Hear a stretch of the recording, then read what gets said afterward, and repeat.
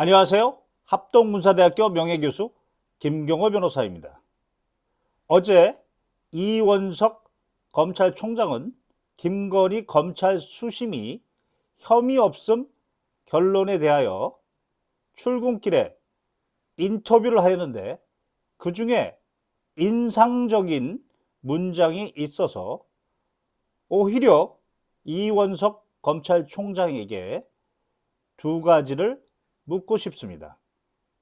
김건희 검찰 수심이 명단 공개 의무 있습니까? 그리고 김건희 검찰 수심이 심의 의견서 공개 의무 있습니까? 이 두 가지입니다. 어제 인터뷰 내용 중에 이원석 검찰총장의 발언에서 내 결론과 맞지 않다고 과정과 절차를 모두 없애버린다면 법치주의는 아무 의미가 없게 된다. 이런 취지로 이야기했습니다. 과정과 절차의 법치주의를 강조하는 그런 취지로 들립니다. 그래서 두 가지를 묻습니다. 첫 번째는 과정과 절차의 법치주의를 존중한다면 김건희 검찰 수심의 명단을 공개하시겠습니까? 지난 임성근 경찰 수심위 때도 비공개로 진행이 됐습니다. 관련된 청문회에서 전 경찰청장 윤익은 청장이 명단 비공개 발언을 해서 본 변호인이 고발한 적이 있습니다. 그 근거는 대법원 93-1428 판결에 근거했습니다. 이 판결에 따르면 위원회 명단의 공개 여부는 해당 규정에 기피 신청권이 있는지 여부입니다. 기피 신청을 하기 위해서는 그 전제로 위원회 명단을 알아야 합니다. 그것이 논리적입니다. 따라서 기피 신청권 규정이 있으면 명단 공개 의무가 있다는 것입니다. 당시 경찰 수사사건 심의 등에 관한 규칙 제13조 2항에 기피 신청권이 규정되어 있었습니다. 따라서 임성근 수사심의위원회 위원회 명단은 공개 대상입니다. 그래서 고발하게 된 겁니다. 이번 김건희 검찰 수심위의 근거 규정은 검찰 수사심의위원회 운영 지침입니다.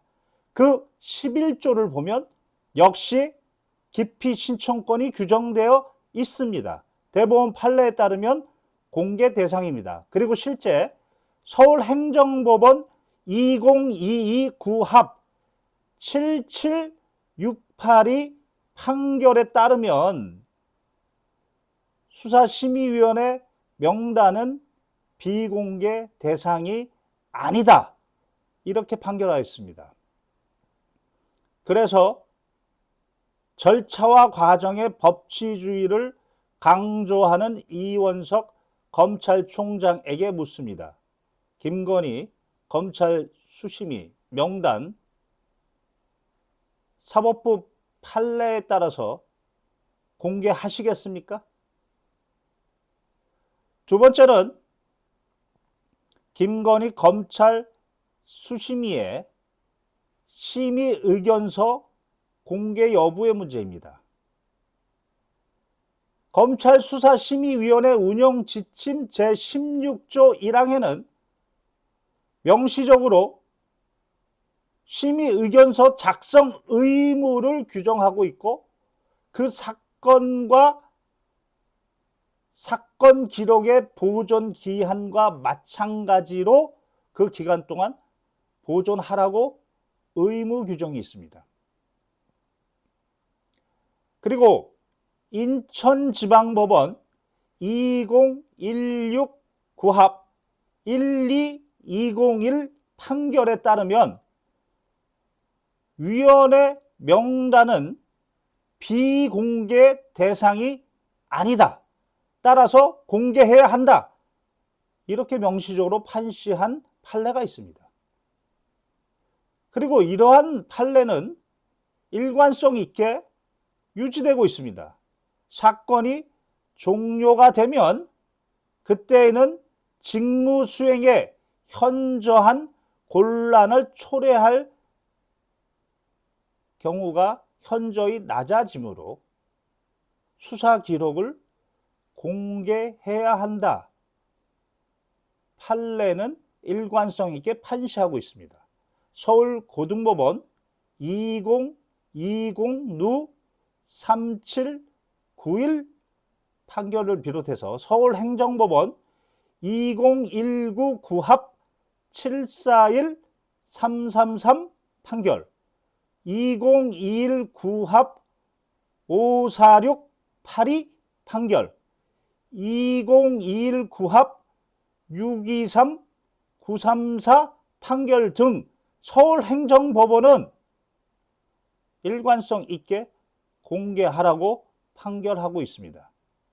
절차와 과정의 법치주의를 중시하는 이원석 검찰총장에게 묻습니다. 김건희 검찰 수심이 심의의견서 공개하시겠습니까? 검찰청은 행정부 소속입니다. 대한민국은 삼권 분립입니다. 따라서 행정부 소속 검찰청은 사법부의 법원의 판단을 존중해야 합니다. 이것이 삼권 분립의 기본적인 원칙이고 헌법 정신입니다. 이원석 검찰총장에게 김건희 검찰 수심이 명단 공개 여부와 심의 의견서 공개 여부를 공식적으로 공개적으로 묻습니다. 이상 합동군사대학교 명예교수 김경호 변호사였습니다.